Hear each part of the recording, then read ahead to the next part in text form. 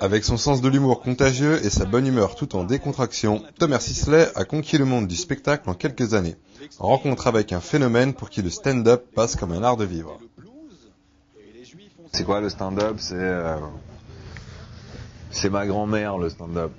Je vais pas te l'expliquer, démerde-toi, si tu sais pas ce que c'est, sors, achète des livres, mais les gens ont trop tendance à intellectualiser ça, c'est juste de l'humour. Il y a un mec assis là au premier rang là. Depuis le début du spectacle, il s'est pas encore vraiment marré une seule fois. Non, attends, je pense qu'il kiffe, mais il me défie du regard un peu. Tu sais, là il me regarde comme ça, il a une sorte de stylo dans les mains, je sais pas, il me regarde, j'ai l'air de dire genre...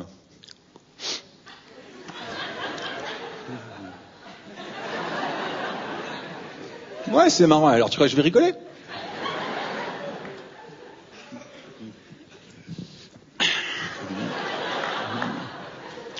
Comment tu t'appelles? Olivier. Et t'es venu avec ta copine, c'est ça? Ou ta fiancée? D'accord, une amie, d'accord. C'est juste une amie. D'accord. C'est pour ça que tu fais la gueule. La part d'impro, la part d'écrit, c'est très écrit. Je suis pas capable d'improviser un spectacle entier tous les soirs, donc c'est très écrit. Après, t'improvises quand t'en as envie. Plus c'est écrit, plus tu peux improviser. Plus t'as des bases solides avec des branches que tu peux rattraper à tout moment. Des vannes, des situations dans lesquelles tu sais que quoi qu'il arrive, t'auras des rires à ce moment-là. Bah plus t'as ça, plus tu peux te permettre d'improviser entre ces moments-là. Donc je sais que c'est une réponse un peu chelou, mais c'est très écrit. En même temps, plus c'est écrit, plus ce sera improvisé par petits moments.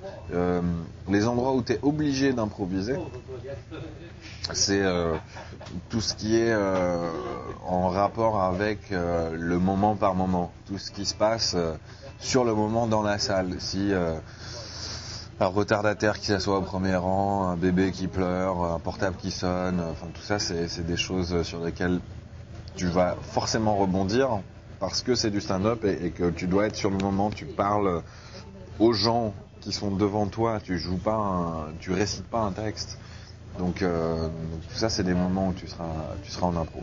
Merci d'être venu, ça me fait quelque chose. Donc c'est incroyable le nombre de belles gonzesses qui sont dans la salle quand même.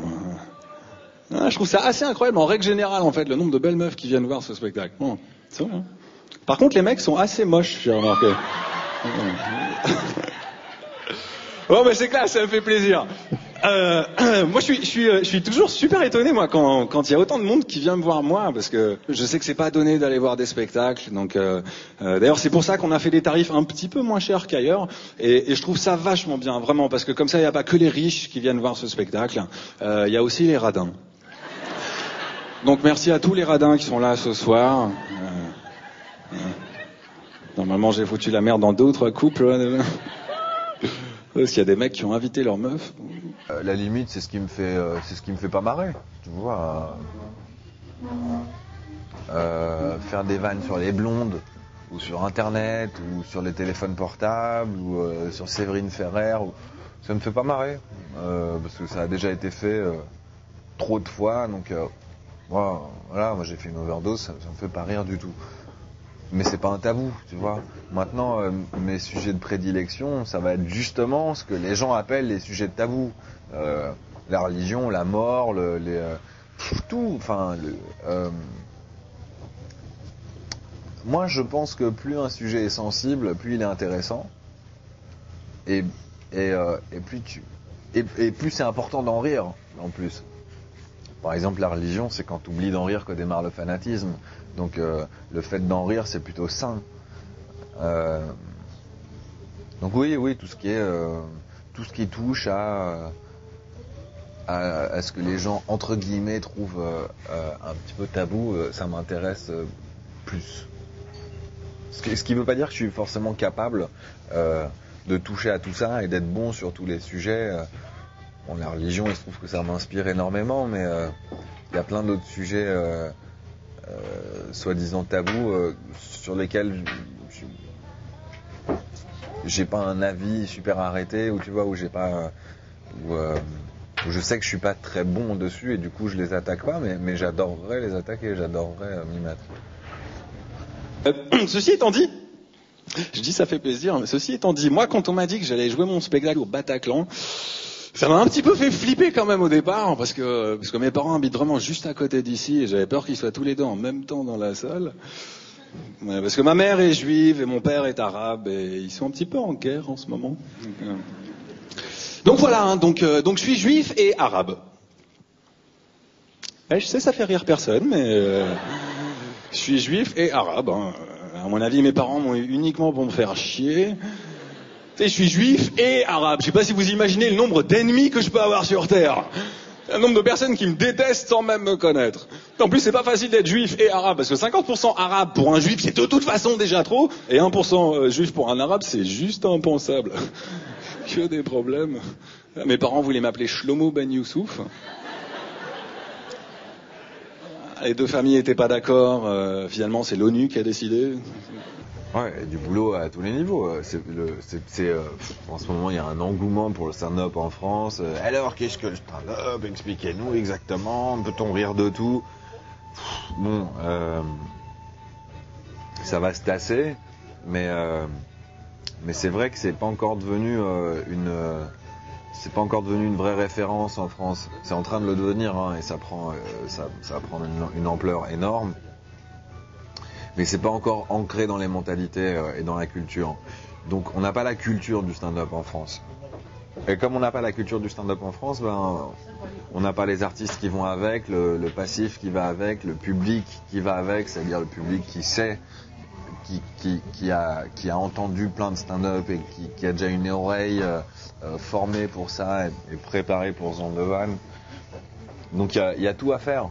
En même temps, c'est ce qu'il y a de plus excitant là-dedans, c'est qu'on en est au tout début, donc il y a de la place pour tout le monde et c'est le moment d'être le plus créatif possible, quoi. Oui, Naomi Campbell m'a souvent fait rire. Oui, j'en ai plein, mais je veux dire, la liste elle est trop longue, je pourrais t'en parler pendant 3 heures. Si vraiment tu veux en garder un. Et si je devais en garder un, Richard Pryor, de loin. Il est malheureusement décédé le 10 décembre dernier, mais c'était de très très loin le meilleur. Damon Wayans disait de Richard Pryor, il disait: si t'as jamais chouré une vanne de Richard Pryor de toute ta vie, c'est que t'es pas marrant. Et j'adore cette phrase parce que ça remet vraiment tout à sa place. Et c'est très vrai. C'était le mec le plus marrant que j'ai jamais vu, quoi. Achetez mon DVD. je sais pas. Que ceux qui veulent faire ça, faites-le, putain. Faites-le. Si vous voulez faire ce métier, n'hésitez pas une seconde, quoi. Allez-y. Si vraiment c'est un truc qui est... si c'est un feu que vous avez en vous, vous savez que vous voulez rien faire d'autre, lâchez pas le morceau, quoi. Parce que quand tu l'aimes, ce métier, c'est le plus beau métier du monde.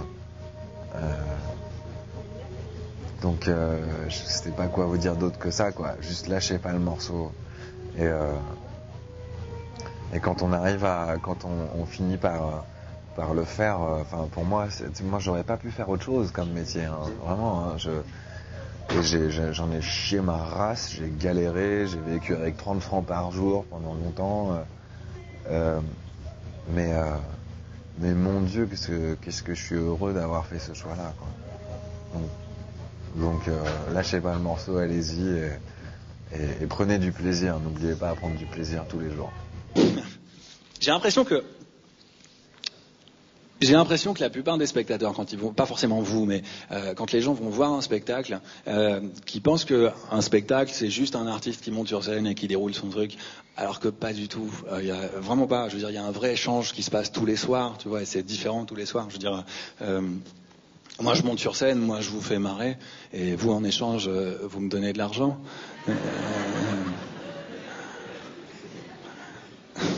Non mais c'est vrai ce que je vous dis quand je dis que je trouve que j'ai beaucoup de chance de faire ce métier et je voulais vous le dire. Voilà.